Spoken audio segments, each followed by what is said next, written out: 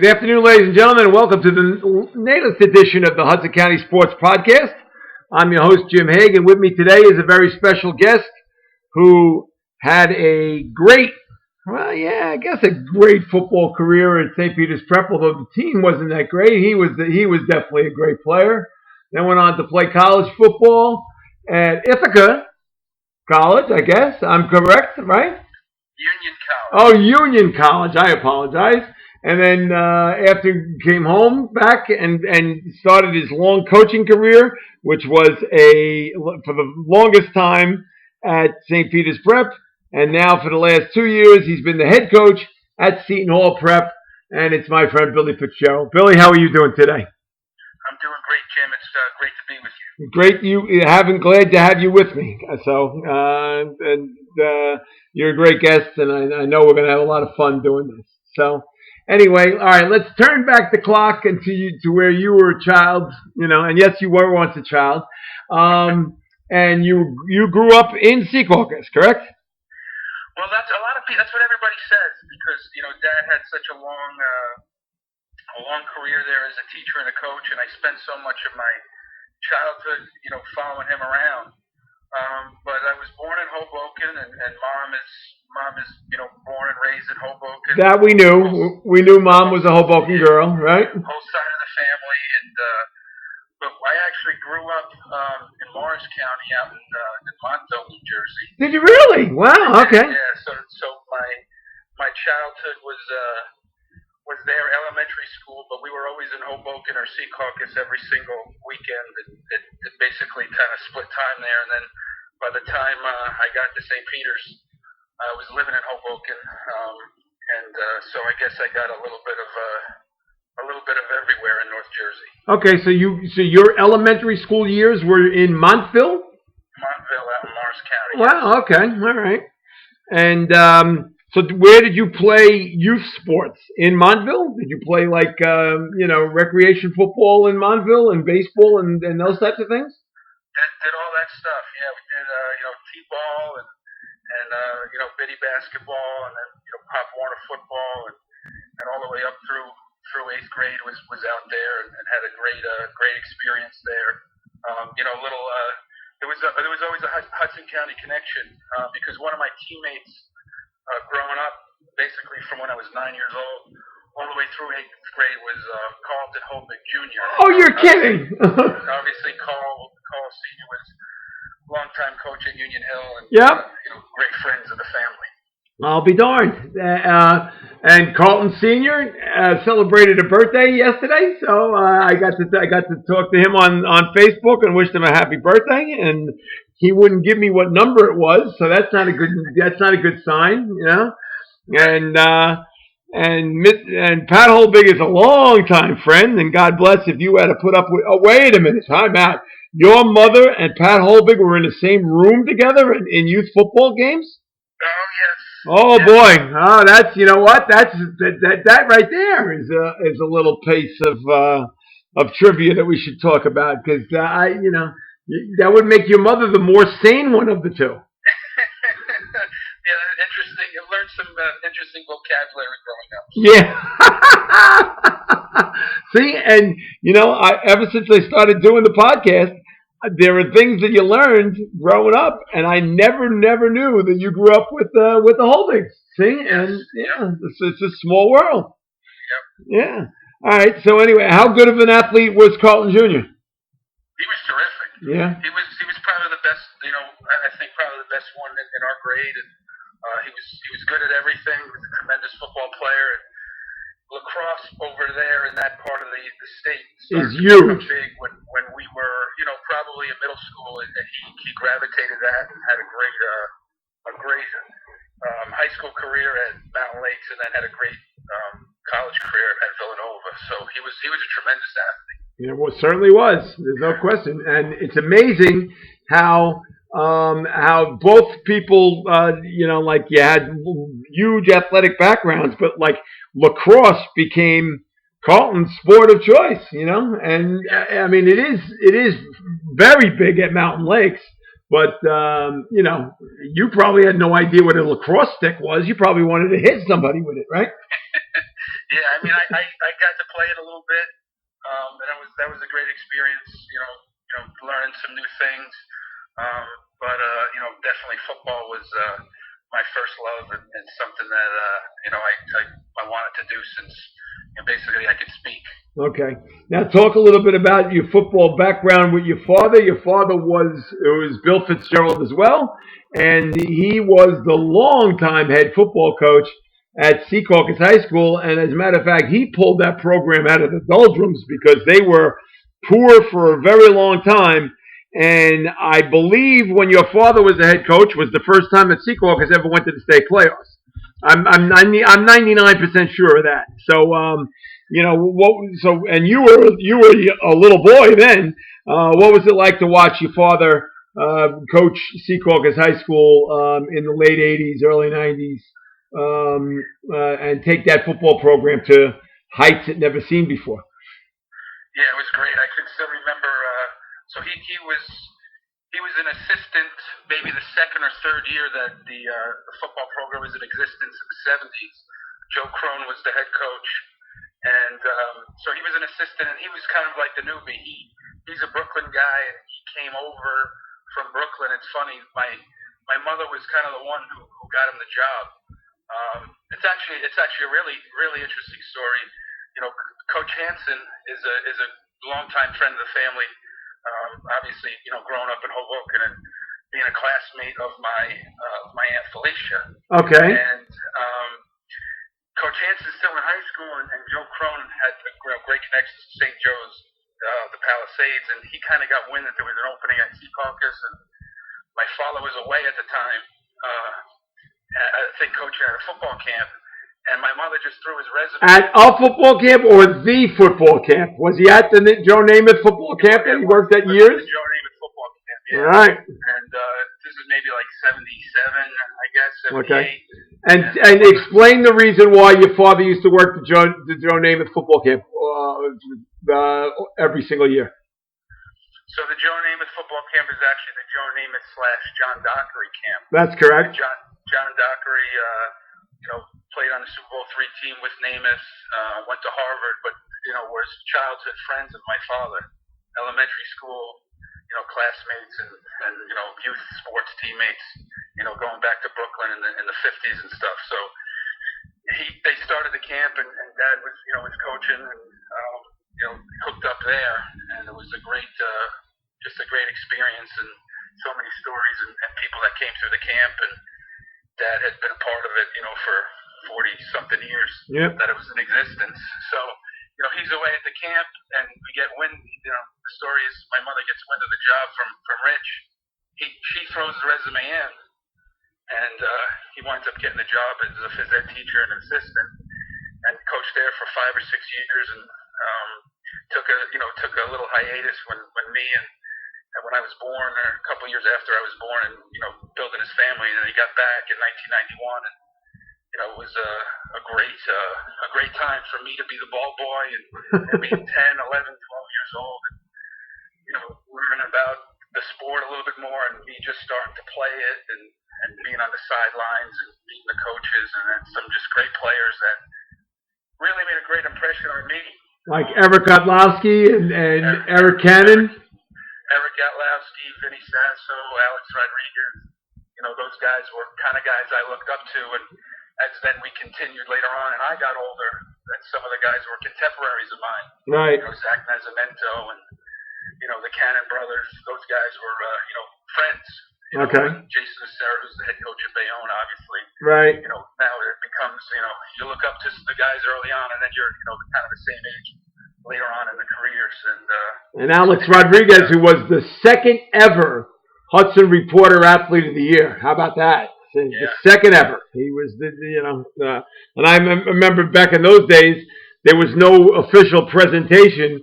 All I did was I went to the Rodriguez house and handed him the plaque. That was it. There was no presentation involved with coaches and administrators and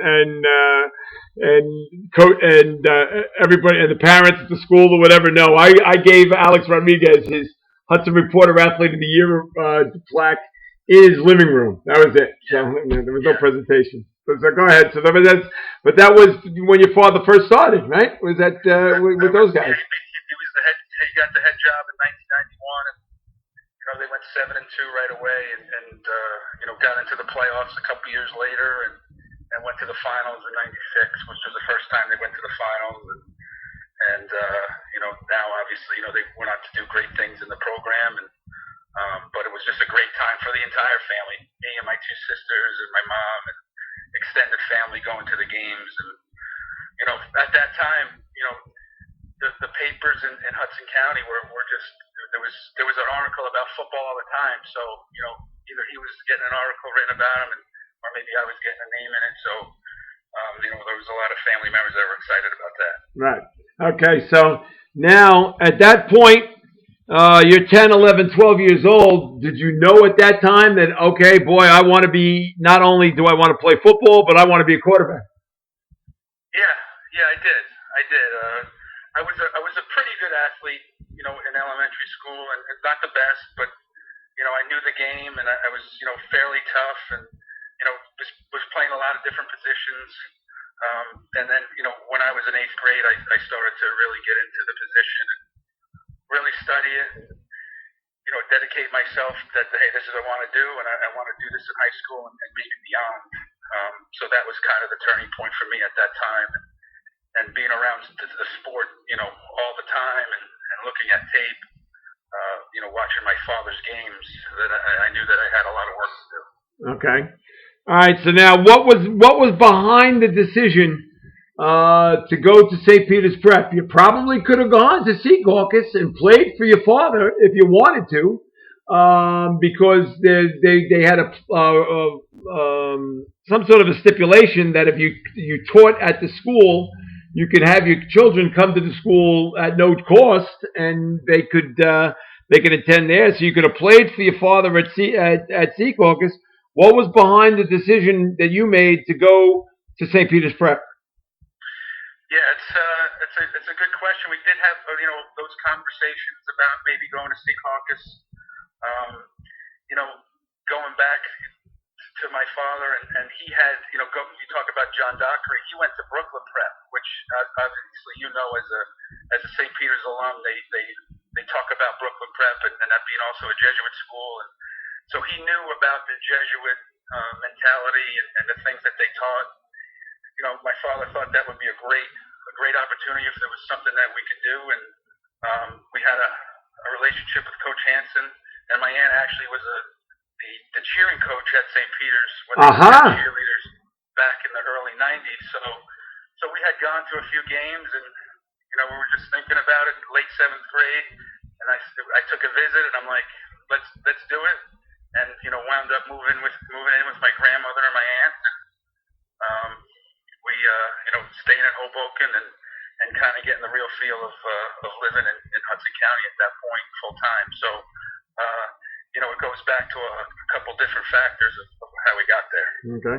And it also didn't hurt factors at all that Prep won the state championship both in '89 and in '94 when you were right in the middle of making your decision of where you're going to high school.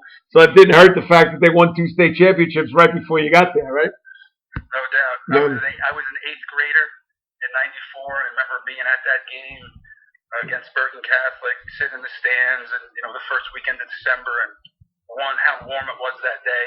Amen. Wasn't it? Amazing. It was an incredible day, and a great, just a tremendous victory that obviously, me being a pseudo-historian of the program, and having a chance to go and work there. And you knew at that point that you were going there, right? By then in '94, when you were in 8th grade and sitting in the stands, you knew already that you were going to go to Prep, right? You knew that? Yes, I did. Okay. Yep, absolutely. All right. And how great of a win was that? Do you remember? I mean, you said that you remember how warm it was that day. I think it was 73 degrees. It was for December 6th or whatever it was the day. I think it was December 6th. It was incredibly warm. I mean, that was one thing that stands out for me. Standing on the sidelines, I was in just a regular rugby shirt. It was perhaps the most gorgeous December day I could ever remember. it was a tremendous day, and obviously Paul Q was a big star of that team, and Yep. had a chance to work with him on staff a few years later when we started coaching, when I was coaching there. Well, you're jumping the gun a little bit too much because you jumped right over your playing days, which may not be a bad thing. No, I'm kidding. But definitely, something that the guys after always tried to live up to, and probably still do in some ways, because that was just a tremendous team and finished, top 5 in the country. Yep.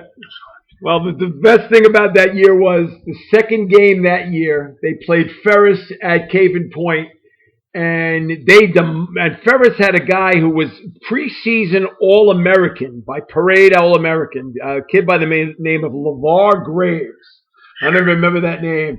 And I think he signed with Ohio State. I don't know whether or not he played there, but he signed with Ohio State. And he was a parade All-American, preseason All-American.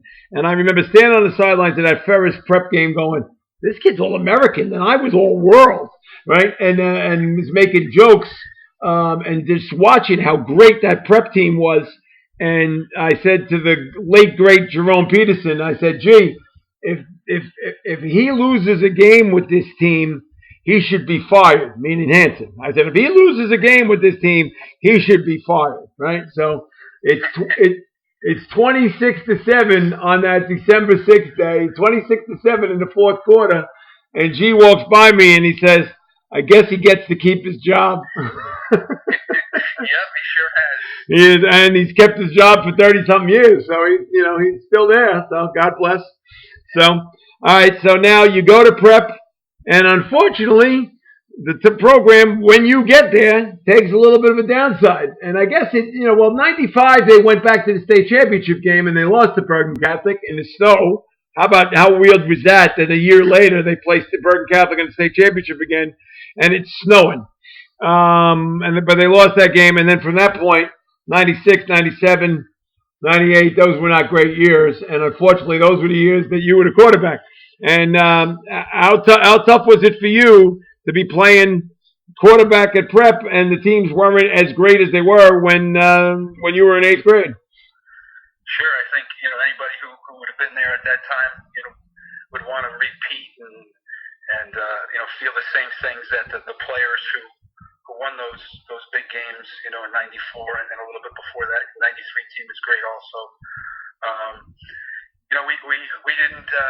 We didn't get to those heights, but I think there's a few reasons for that. There was some tremendous competition in the county. I mean, Hoboken was just outstanding, and, right. And North Bergen had some tremendous years, state championship years. We played some great teams. My sophomore and junior year, we played Paramus Catholic and Elizabeth, who won a couple of state championships. So we played a great schedule. We had some good players. We just didn't have all the pieces. And in parochial group 4, you certainly need just about all the pieces. So it was a great experience. I wouldn't trade any of it for the world. We had some tremendous wins. As a sophomore, I was a backup. And we had some great players. Anthony Jordan was the linebacker and captain of that team, and he had a great career at Michigan. And '97 was really the toughest year. By the way, speaking of Anthony Jordan, Dana Hughes was a guest on my podcast a couple of weeks ago, and I had no idea until I did the podcast with Dana Hughes that AJ is his brother-in-law. Yeah. You knew that, right? Small world. Yeah, you knew that though, I guess, huh? Right? I remember hearing that. Yeah, I had no idea until Hughes was on with me, and he says, "Yeah, my brother-in-law Anthony Jordan, you might have remembered him." I said, "AJ, that went to prep." I said, "Yeah, I remember him well." So it is really a small world. Yeah. Sure. Right. Yeah. But all right. 97 was the toughest year. We weren't ready yet. We started a lot of sophomores. It was my first year starting. We took our lumps, and then senior year. So did the quarterback. The quarterback took a lot of lumps that year. Yes, I did. Yes, you did. There's no question. And at that point, I used to feel sorry for you because your offensive line was really not that good, and you would drop back to pass, and it was like you took your life into your hands. And I don't know if you remember what I said, and I've said this to you, I don't know, 7,000 times since, that the way you used to be able to take those hits left and right, I go, oh God, oh Billy, no, oh God, right. And then I said, I mean, I got to, watch the way I speak on this, on the podcast, but I used to always say, you had the biggest cojones of any player I've ever seen in my life, and I still maintain that you were not afraid at all to take your hits and your lumps, both your junior and senior year. You just stood there like a proven veteran, and you were getting drilled. And it's a shame, because if you had a line in front of you, who knows how great of a quarterback you could have been. But you were a good quarterback, but just you didn't have a chance to fulfill greatness, because you didn't have much of an offensive line in front of you. Well, it's a team game, and those guys definitely gave great effort. Goes back to some of the opponents we were playing, but it was tough at times, and I appreciate that compliment. That means a lot, especially in this game and at that position. So.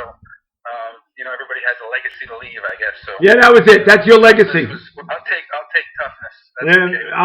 That's without question. That's your legacy that still lingers 30 some odd years after you're done playing, right? Yep. That 98 was your last year. 98 was my last year. We went 6-4. Okay, you went to the state playoffs. Yeah, we went to the state playoffs. We lost to Holy Cross, who had a tremendous team. And our big, kind of the turning point, was they haven't missed the playoffs since 97. So nope. 98 we got they've been in the playoffs every year since 1998. We had a really really big win against North Bergen, who was number 3 in the state, the third week of the season. Right.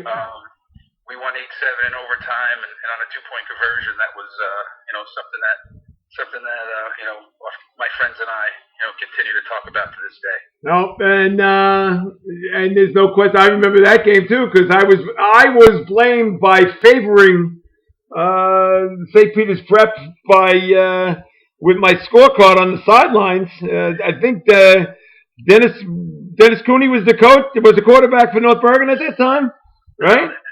Cooney was a little bit before. Oh, okay.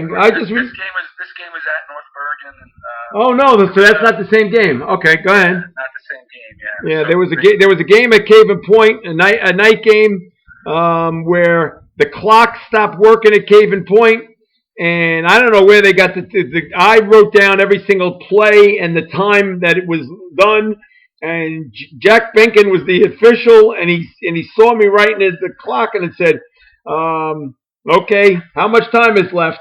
And I said, I got 33 seconds. He goes, okay, we're going to put 41 seconds on the clock. And I was like, I don't know where he got that number from. And then Prep went in and scored the touchdown to beat North Bergen. And needless to say, Coach Ascalise was not happy with me. Not a happy. No. Yeah. Well, I know that. I know you guys made up later on. But very much so. Very much so. Yeah. We were a great man. He was actually my mother's driver's ed teacher. Is that true? In high school, yeah. Oh, that's a small world. Yeah. Yeah. So. Yeah. Coach Ascalise and I were very, very close, especially at the end, and unfortunately, I was there when he expired. Right when he expired, I was holding his hand. So that's something that I'll always hold on to. But he was not a happy camper with me after that prep game when they took the clock and Hanson took my notebook out of my hand and went out onto the field with it to show to the officials how much time was left. I said, what are you doing taking my notebook out of my hand? It's mine. He goes, you're the one who's keeping clock. I said, yeah, but you're not supposed to take my notebook out onto the field. And sure enough, he did. And needless to say, I got a phone call at 3 o'clock in the morning from Coach Ascalise, and he already had about 5 or 6 sambucas in him at that point. And you F my kids, Jimmy. You F my kids, you know. My mother, it woke up my mother. My mother said, James, Coach Ascalise is on the phone. I said, what the hell time is it? He goes, I don't know. I think it's close to 3. And sure enough, A memorable moment. So anyway. Yeah. All right, so that was so '98. You went to the States, so you helped to put Prep back on the winning ways. Then I guess, right? You with that 6-4 team, and you Yeah, made the state absolutely. playoffs from that on, right? Yeah, yeah. It was kind of got righted the ship a little bit, and I think I hope that you want to leave it a little bit better than you found it, and maybe we didn't find it in the same spot, but we brought it back to respectability. Okay. At that point, Billy, did you know that you wanted to follow in the same path of your father and someday be a football coach? Was that already in your mind before you went on to Union College? I think about that sometimes. I don't know if I said I was going to be a coach, or I knew that I wanted to be involved in the game. And, I was, more focused on, hey, I know I'm going to have 4 more years to play, and then we'll figure out what happens after that. So, but I knew I was going to be involved in the sport at some point, and then obviously I did. Okay. Now, Union College is in Schenectady, New York? Yep. So. All right. And that's a very good Division III program, correct? Tell me a little bit about you playing at Union College. So when I left St. Peter's, I actually went to Iona for 1 year and had a good experience, but it wasn't the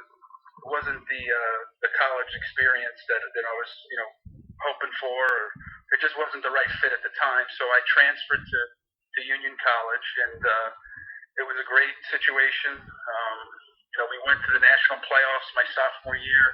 We went to an ECAC bowl game my junior year, and it was another life lesson of being humbled a little bit and having some really good success as a high school player, particularly my senior year, and then going to Union, and I wound up being the backup for the greatest quarterback in Union College history, a guy by the name of Ben Gilbert, who broke all the records. So I had to sit behind a legend there, and he was just a tremendous teammate. But probably midway through my junior year, that's kind of where the coaching thing kind of said, all right, I think this is probably where you're going to go. And it was a great experience. Learned a ton. Had a great coaching staff. The head coach was a guy by the name of John Audino, who was there for 24 years, and he was a big influence on me as a coach, and particularly on the offensive side of the ball. And we had a lot of fun, and still talk to teammates, to this day, and definitely a great experience, and something I'll never forget. Okay, now you graduate from Union College, and talk a little bit about at this point. Did you go right away from Union College to back to Prep to become an assistant right away? No, I was actually a graduate assistant at Utica College, which is halfway between Albany and Syracuse. Okay. So it's not the end of the world, but you can see it from there. You don't even need binoculars. Yeah, a guy that spent so much time in North Jersey, I didn't think I was going to go further away than Schenectady, but I wound up going a little bit further away, and I spent 2 years there as a graduate assistant. Coached the wide receivers, and that was like getting a PhD in football, at least for 2 years. I mean, that's all I did. They gave me a meal plan and a house, and I took some graduate credits, and then I was just coaching football and watching film and just honing my craft, and did that for 2 years, and learned how to teach the game a little bit. Okay. But the North Jersey guy in me and the Hudson County part of me said, you're way too out of your element. You got to come back home. Okay. So I came back home. So was there a discussion with Coach Hansen about coming back to Prep and coaching and teaching there too? We talked a little bit about it. There wasn't really any teaching jobs at the time, so I actually got a teacher's assistant job at Secaucus at Huber Street School. Okay. And just me coming back and trying to get my teacher's certificate and handling that stuff, I kind of took a step back from coaching for a year, and that was 2005 when St. Peter's won. The third state championship, right? Right, and I did a little bit of film work for them and some self-scouting. Okay. That year, and then 2006. So did you teach Andrew Booth how to do the somersault into the end zone for the game-clinching touchdown? Were you the one that taught him how to do that? No, I did not. All right, good. But that's, Did you teach? Did you teach the unmentionable one who wore number 3 how to run around the run around fields and become the greatest football player in the history of Hudson County? I did not do that. No. Okay. Well, all right. For the benefit of the people who don't understand, I'm talking about Will Hill, who was clearly, in my mind, the best football player I've ever seen. And I don't know if you, Billy, if you agree, but because you got to see, a lot of it firsthand. But he was an incredible thing to watch. He was just phenomenal, both as an offensive and a defensive player, and went on to have a great career at the University of Florida as a defensive back. But he was not a bad quarterback either, and he certainly wasn't a bad kick returner either. So he did it all at prep. So could do it all. Yeah, absolutely. Yep. Absolutely. Yeah. Yeah. So going now, we're in 2006. Yep. And after '05 championship game, Chris Andriotis moved from the offensive line coach to get a head coaching job at Newmont High School. Right. So I went with him for 2 years. Oh, that's right. Oh, I forgot all about that. See? Okay. So that was a lot of fun. Yep. And we got my dad out of retirement, so I got to work with him for 2 years, which was awesome. Just awesome to be able to do that and to have that experience. Now that you bring up Dad again, how much of an influence was your father on you growing up as an athlete and then later on as a coach? How much of an influence was Dad? He was the biggest influence. Okay. I think there's a lot of football families here, around here that you know of. Yep. I was begging him to play. And he was he was really pushing back, and I wore him out to be able to play when I was younger, because he had seen so many guys before get burnt out. He didn't want that to happen to me. I think he realized that I was in it for the long haul and I couldn't get burnt out. So I always appreciated that. He was always a father first, and then the coach second. But he coached me and everything, and I wanted to be like him, and if you know him, you realize why. Yeah, absolutely. So he was the biggest influence. Right. And 2 things else about your father. Number 1, did you learn demeanor from him? And 2, there's no way in the world you could have learned sense of humor from him, but you had to realize that your father had an incredible sense of humor, and that's something that maybe you would want to inject into your players later on down the road. But first of all, talk a little bit about your father's demeanor, and is that something that you look to admire and you look to emulate? Oh, definitely. I try. It's tough to emulate sometimes. The demeanor and the sense of humor go hand in hand.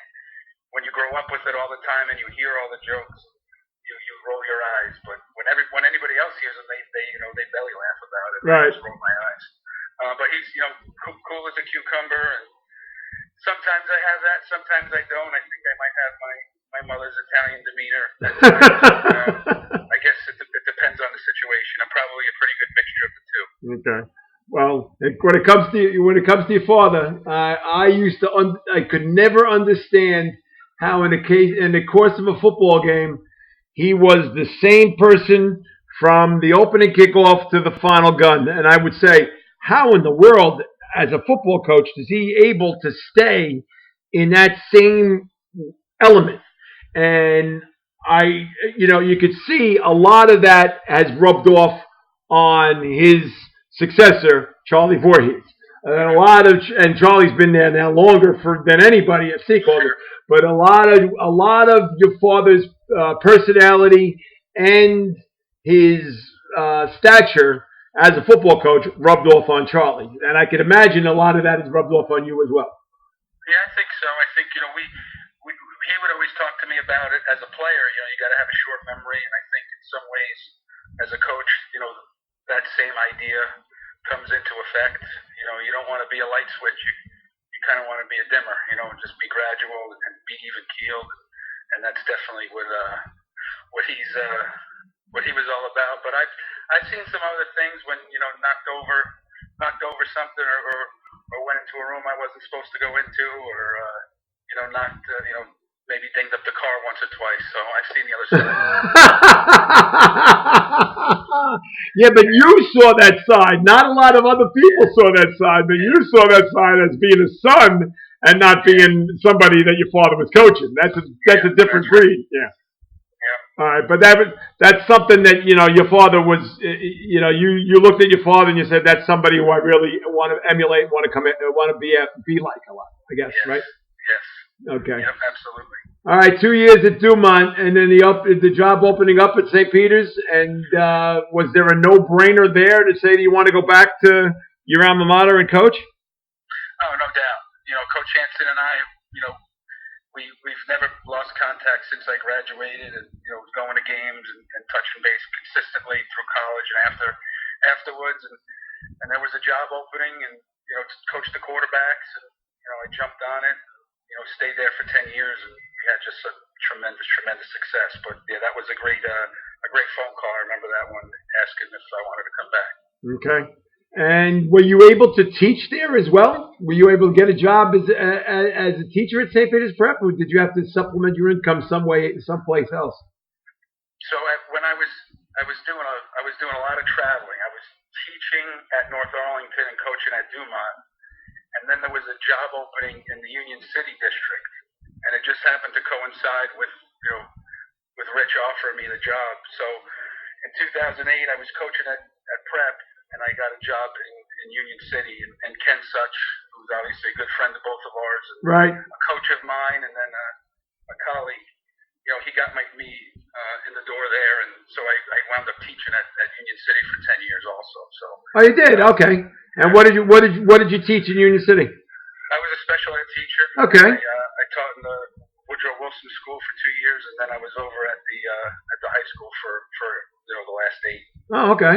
All right. So you were just strictly a coach at St. Peter's Prep. You didn't teach there.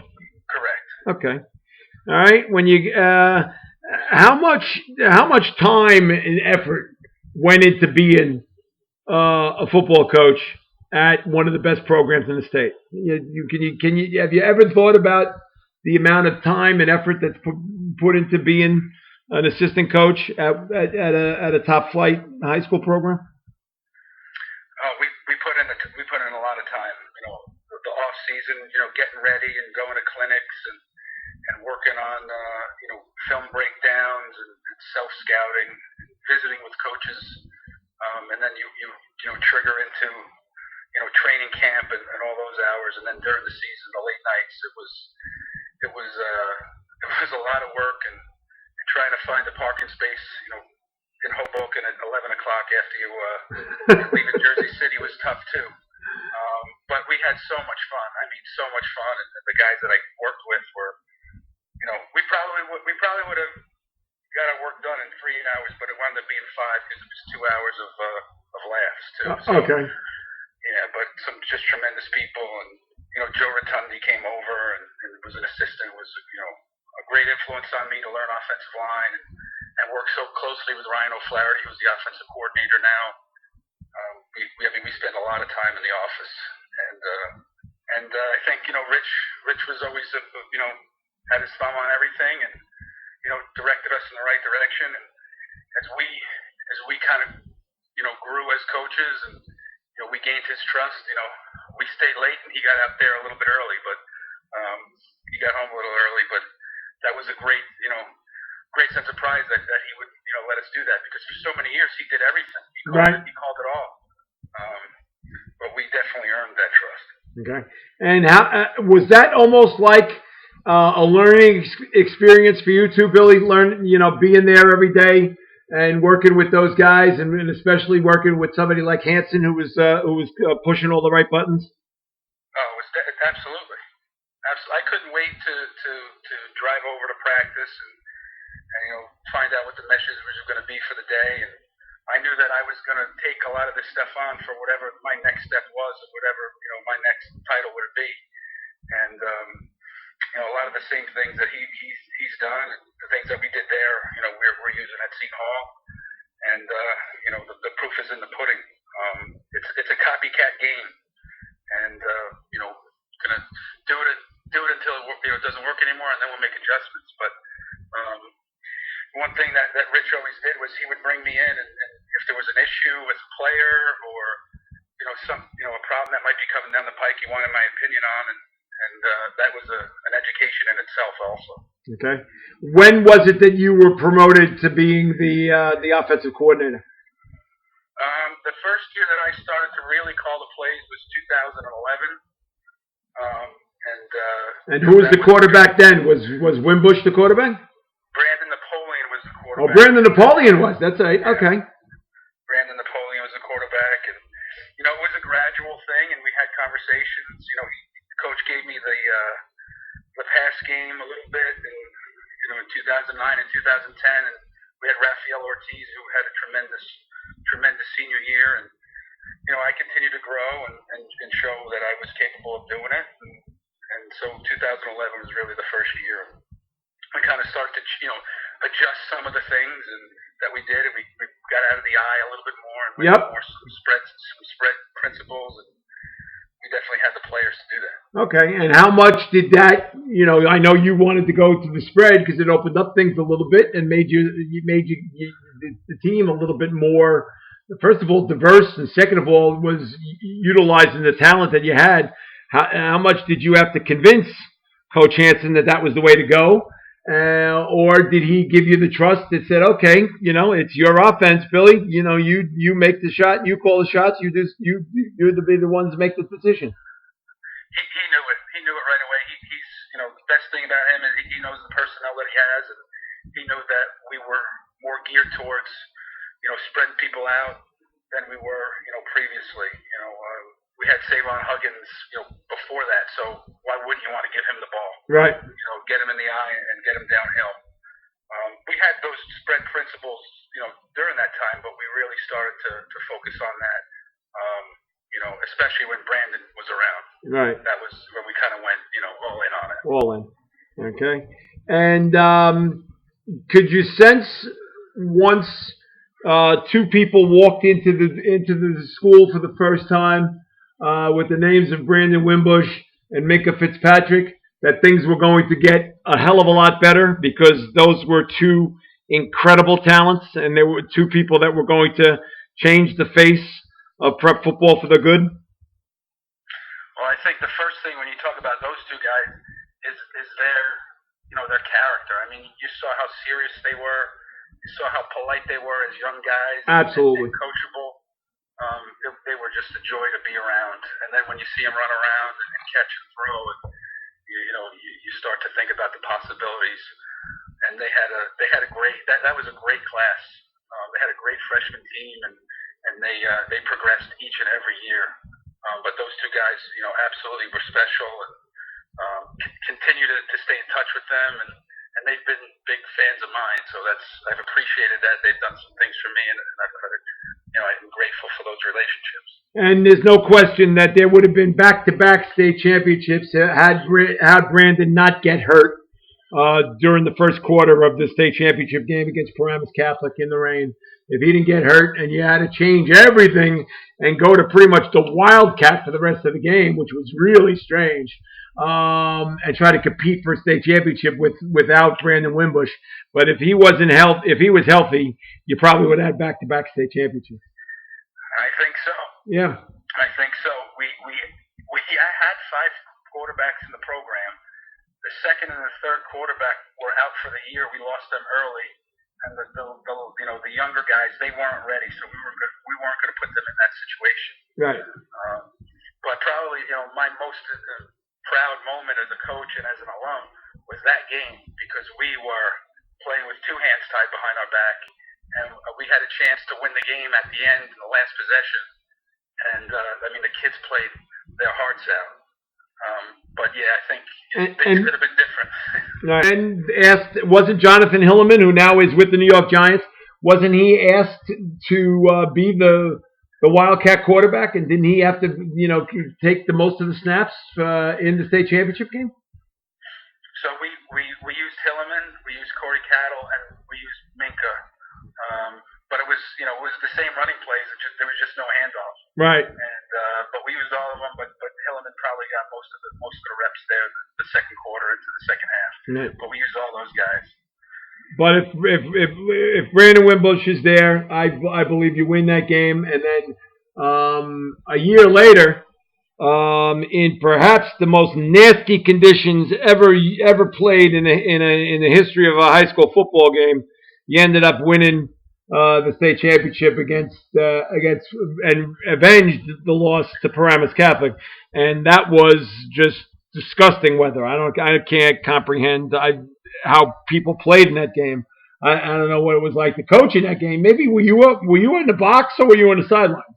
I was in the box. Oh, see, you were fortunate. You were fortunate. I was down on the field, and I was never more wet and soaked and disgusted by that. But the only good thing about it is that St. Peter's Prep ended up winning, and they gave the program the fourth state championship, and it was 10 years in the making, and it gave you your first state championship as a coach, and that must have been a gratifying feeling, wasn't it? Oh, it was amazing. It was a great feeling, and what we did the year before, and the way the game went. That was a nip and tuck game in the first half, and Colton Huber blocked the punt. Yes. Right before the I don't even know. I don't know if you could call it a blocked punt. He just stole it right off the punter's foot. He just stole it, took it, and ran it in. Yeah, it was amazing. Yeah. And that was the turning point. We had some. There was some close calls and some big drives, especially in the third quarter. We hit Mink on a screen pass. I still remember going, from the box to the left, and he dove into the end zone over the pylon. Yep. And that kind of put us ahead, and then we rolled a little bit from there. But that was such an enjoyable year. Those kids, the talent was immense. We got a guy going to Alabama, and Stanford, Jordan Fox, and Brandon went to Notre Dame, and Dave Tolentino went to Navy. Yep. But the personalities. Corey Cattle went to Fordham and had a great career there. He may have been the best player on the field. Right. And another Hudson Reporter Athlete of the Year award winner. See? Oh, yeah. Okay. But the personalities of that team just made it so enjoyable, and the way we ended it was apropos. Yep. But it was horrible conditions, no question. So you must have been the driest person in the locker room after the game was over. You went down straight down. It wasn't too bad for me. No. And then you probably got wet by people throwing stuff all over you. But it was incredibly enjoyable. There's no question. Yeah. All right. At that point, Billy, now you've been an assistant coach for, at that time, about 8 or 9 years. Did you know in your hearts that someday you'd want to be a head coach? Yes. Okay. Yes. And, like the mentor Coach Hansen was, we would have conversations, Coach, you think I'm ready? And some spots would open up, and, you think I should apply for it? And he was always very supportive and had very honest conversations about that. I did know I wanted to test myself. Okay. For sure. All right. Was there any, say, a public school job that you might have applied for, or did you want to wait for the absolute, optimum place for you to go to? So I was, teaching in the public school, and the pension's an important thing, and so I did look at and interview for a couple of public school head coaching positions. I didn't get them, but I guess you're always put in the place you're supposed to be. So, that was a good learning experience to go through that process. Okay.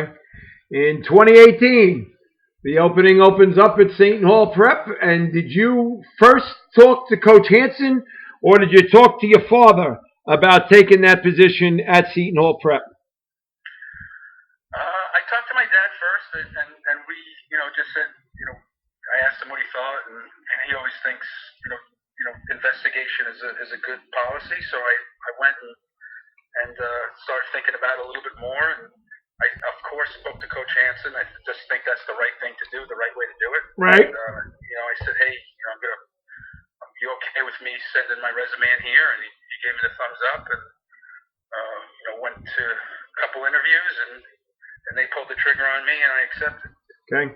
What was that like, though, at that point, saying, okay, I'm now going to take on a job at Seton Hall Prep that, lo and behold, there could be an opportunity somewhere down the road that I'm going to lock horns against my beloved alma mater, and my former head coach. Yeah, definitely. We had played them. We played them, I think, every year since 2013, right? Regular season, and we hooked up with them a couple times in the playoffs. So I was, keenly aware of that opportunity. And in 2017, we played at Seton Hall in the new Kelly Athletic Complex. And when I got off the bus that day, I was just blown away, and I was like, wow, this would be pretty good pretty cool to coach at around here. I felt the same way. That was my first time ever was at that game when Seton Hall played Prep, and I was looking around going, this is better than most college facilities. I was absolutely blown away by that facility, and that was. Shane Simon's coming out party was that day. He had the day of a lifetime, and I didn't know he grew up like 3 blocks away from that facility. But that was my first time. 2017 was the first time I walked onto that facility, and I went, "This is like a college facility." So, you must have had the same kind of response, like going, "Oh, this is incredible." No doubt. Yeah. No doubt. I mean, the vastness of the place, and there's a weight room up there, and the field house. New turf and good sized stands, and it was a beautiful day that day. It was a good crowd, so the atmosphere was good, and they played us really tough. We pulled away at the end, so I knew that there was definitely some pieces, and when it came out, I came up, I took my shot, and we've done some good things, and I'm happy to be there. All right, so your first year at Seton Hall Prep. Things didn't exactly go your way to begin the season, did they? No, we played the first game out of state, and we got beat up a little bit, and then we played DePaul, and a similar thing happened that week, and so we went 0-2, and having so much success, you think, oh my goodness, what did I get myself into? Right. But go back to things that you preach. You just got to keep your head down and keep plugging away. And we wound up winning 4 in a row after that. So that was a good feeling. Okay, and you were able, even though it was a sub 500 record, you were able to lead that team to the state playoffs. And I guess just making the state playoffs in your first season had to be considered. All right, we're moving in the right direction. Oh, no doubt. No doubt. We put our program in place, our culture in place, and the players there hadn't felt a lot of success. They were 2-8 2 previous years. So that's correct. Going to the playoffs and winning a first round, opening round game was great. So I felt so good for the players and their families and the alumni, and it was definitely a great first year and a big step for the program. All right, and now I got ahead of myself a little bit. What when you got the head coaching job at Seton Hall Prep, how did you go about putting your staff together? And boy, oh boy, were you able to secure some legendary people to be on your coaching staff? How did that all come about? Well, I had a list, and the guys I was most familiar with at St. Peter's. They didn't want to come. I asked the guys, they didn't want to come, and obviously there's they have great ties to the program, and they were comfortable staying, and I understood that. So we were lucky enough to have at Seton Hall some alumni and some people who stayed on. John Merklinger, if you're a Seton Hall guy, John Merklinger Sr. is one of the best players, if not the best player ever to play there, in the early 80s. He was on the team of the century that I selected for the Star Ledger back in 1999. So he as a defensive back. So he was a great player. Absolutely. So his son is on staff. Right. And John's grandfather, your assistant coach's grandfather. I'm writing a book with him about Pat Sepier. So we're doing a book together about his kicking career. So, but anyway. Yeah, I'm just talking about legends. I mean, there you go, right there. There's no question. We had a couple other guys. He calls me every day, by the way, Billy. Every day. If I don't get a phone call, somehow, some way during the day from Pat Sepier, I know something's wrong. So. And I hope I can get him to listen to this. All right, but now talk a little bit more of your assistant coaching staff. Sure. So Max Ruiz is our strength coach. He's a young alumni. He played at Monmouth, and he interned in the Ohio State strength program in 2015. And so, when I put together my plan and presented to the administration about, hey, this is the way we're going to work the calendar. This is how training camp's going to be. This is how strength program's going to be. They kind of stopped me. He goes, no, we have a strength coach. And I go, I know, but, I want to make sure that, it's my plan. He goes, can you just watch one workout? And I watched one workout, and I said, I'm not worrying about the strength program. That's how good this guy is. So he's been a big help. And so then we had to start, filling out the staff. And luckily I have some connections and, brought on Ed Stinson, who's... Talk about that phone call right there. I mean, there you're talking about going after one of the all-time legendary coaches in the history of New Jersey State football. And how does one get on the phone and call Ed Stinson and say, Coach, would you like to be on my staff? Right. So originally I had called Zach Nascimento, who was coaching, and he was comfortable in the position that he was in. And he said, what about Coach Stinson? And I thought about it for a second. I said, can you give me his phone number? I said, what do you think? You think he'll be able to, take some direction from a young guy like me? I mean, he's forgotten more football than I'll know. And, he's just been tremendous help. I mean, I can't thank him enough for, the guidance and,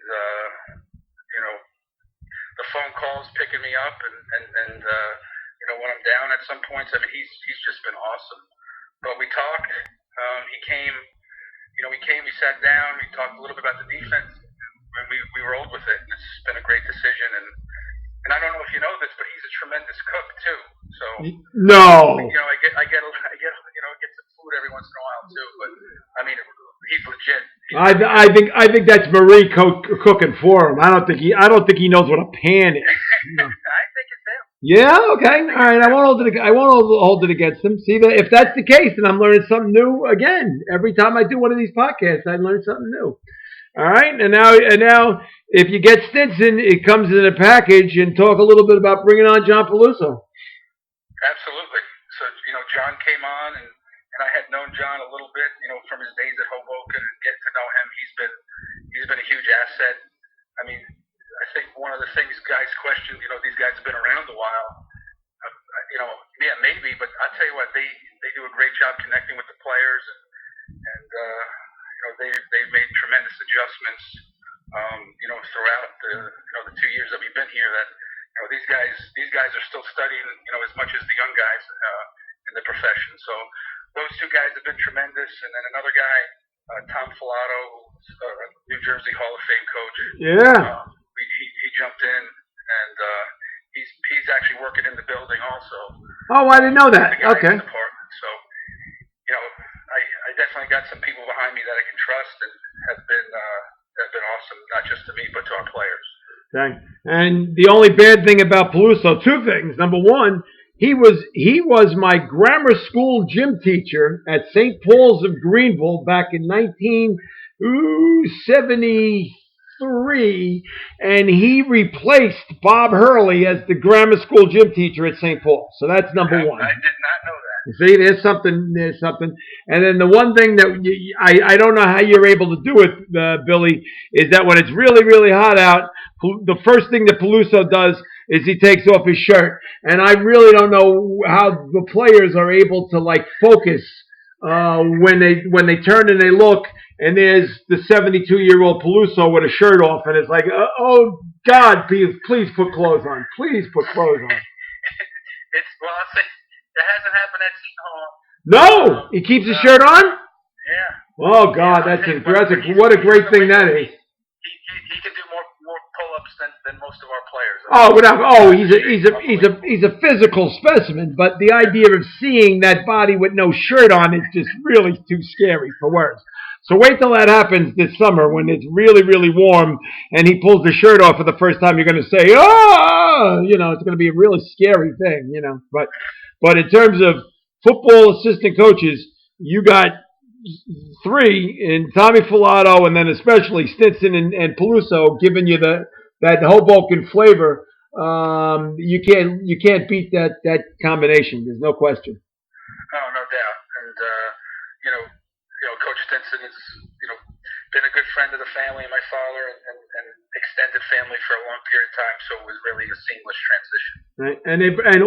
And both of them have been great additions. And at first, it was going to be that you were going to have another member of the Hoboken family on your staff, but Louis Taglieri backed out and went back to Hoboken at the last minute. But he was talking, and as a matter of fact, he told me that he was committed to being your linebacker coach at Seton Hall. But did he coach at all, or did he go right back to Hoboken before he even got to you? He came to the meetings in the spring and into the early part of the summer, and then things kind of changed at Hoboken. So he never got on the field. Okay, all right. So now, did you look at the first year, Billy? And I think you end up 4 and 5.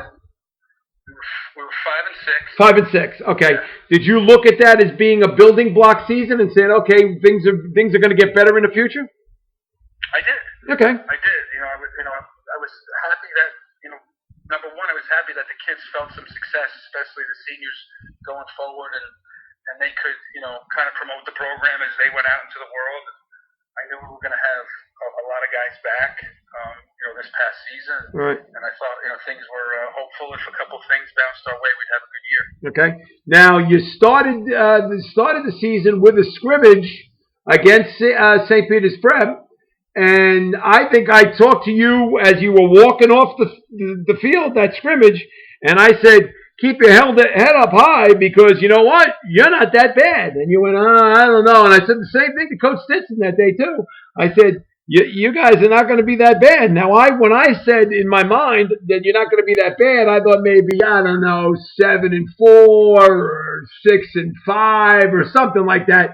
But you held your own against St. Peter's Prep that day in the first scrimmage. And I don't know whether or not you got a positive feeling after that first scrimmage, but I certainly did. But in your wildest dreams, I don't think you could have ever imagined what would take place. Yeah, I thought we competed really hard that day. We had a lot of new guys playing some new positions, and I at a certain point in the scrimmage, I think we got a little bit overwhelmed. But we scored first and played some defense for a little while. Their athletes made a few more plays than we did, but I thought there were definitely some things to build on, and you don't want to put too much stock in the first scrimmage. Whether it goes really good or really bad. But it was definitely a chance for us to compete with a great team. And it was the precursors of what happened, because lo and behold, you were the surprise story of the entire state. What you end up 9 and 2, 10 and 2, 8 and 2. Okay, 8 and 2 with big wins against St. Joseph Montvale and DePaul. Correct? We lost to DePaul. Oh, you lost to DePaul. Who are the two teams you beat that were big time? Del Barton had beaten DePaul earlier. Oh, that's right. You beat Del Barton. Yeah. And then St. Joseph Montvale, perhaps one of the greatest comebacks of all time, right? It was a great win. Yeah. Great win for sure. Yeah. All right. And St. Joseph Montvale was considered to be, when the state playoffs started, as the favorite to probably win it all. So, I mean, you had some good wins, and that alone is something to build on, right? Oh, no doubt about it.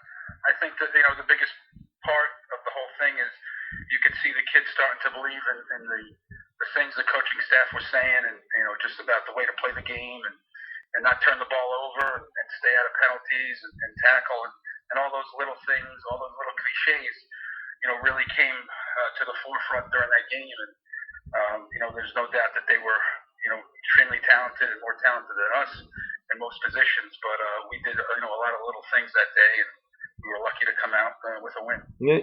And if you look at the season on a whole, and I think I've spoken to Coach Stinson about it, the thing that stands out the most, and it's probably the biggest reason why you guys were 8 and 2, is that your turnover ratio was tremendous in your favor. I mean, I don't know what it ended up, but I mean, I used to look at box scores and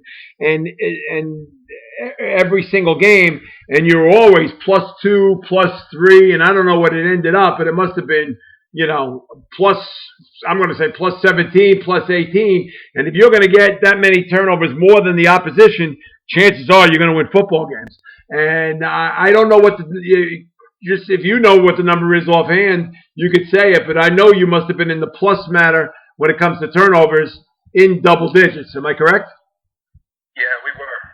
I think it was plus 16. Yeah, see? I'm not totally sure, but it was something, really good, and something we practice all the time, every day, holding on to the football and making the right reads and not forcing the ball as a quarterback and then taking it away on defense. Those are things that, don't just happen, out of the blue. It's something we practice. Good. All right. Now, how much has the pandemic made you have to take a step back, and the fact that your weight room program would be in full gear right now, considering the fact that kids would be taking final exams pretty close to right around now, that you could be going full blown into spring football. How difficult has this been, having the pandemic and not seeing your kids for now 7 whole weeks? Yeah, it's been tough. We have a great culture in the weight room, and the kids really enjoy it. It's a great place for them to go, either before or after school, and work on themselves and becoming a better player. Everybody's in the same boat across the state, across the country. Right. The number one thing is we check in with the kids all the time, making sure that they're okay and healthy, and if they need anything, we can get it to them. And then number two, make sure they're doing the right things with their online learning protocols. That's a challenge for, a freshman or a sophomore for sure in high school.